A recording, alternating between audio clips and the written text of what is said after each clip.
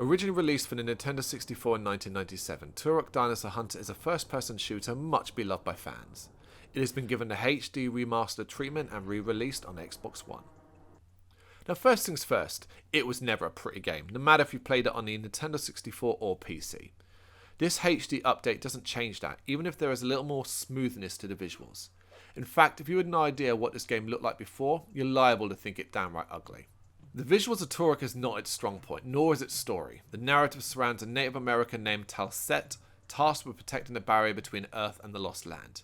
The campaigner arrives in the Lost Land to find the pieces of the mighty Chronosphere weapon and use it to take over both worlds. Talset must travel into the Lost Land and defeat hordes of enemies en route to facing off against a campaigner. A simple story, and certainly not one to draw many people in.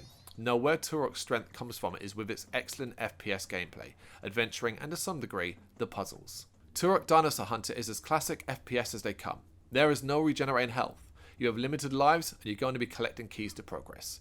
If you grew up playing these kind of games, you'll be right at home, whereas like a modern Call of Duty fan might find it hard to adapt to this kind of challenge. The same goes for just how open Turok is.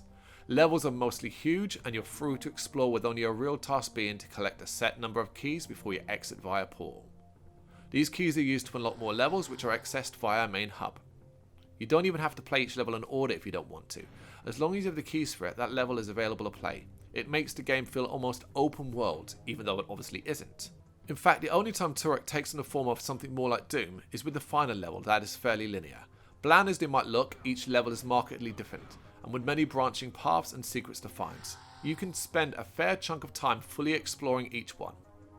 Of course, being a first-person shooter, none of this would matter if the gunplay lacked, and happily Turok Dinosaur Hunter gives you a wide variety of weapons to wield and enemies to blast. There is some real satisfaction to be gained from gunning down dinosaurs, prehistoric creatures, aliens, and the odd human character.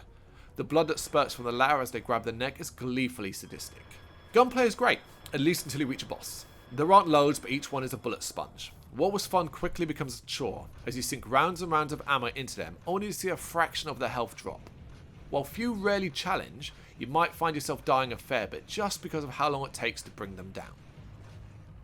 The controls are fluid and responsive, moving with grace and speed, keeping the action fast paced.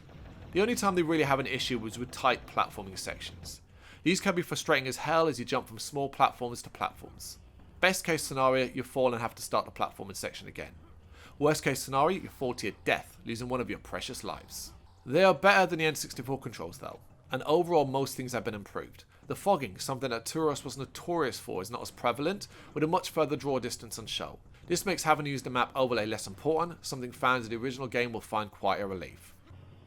If you've not played Turok Dinosaur Hunter before, this is a great opportunity to go back and play a Nintendo 64 classic. It's not holding up so well, but with the improvements added to this HD remaster, it is still fun to play.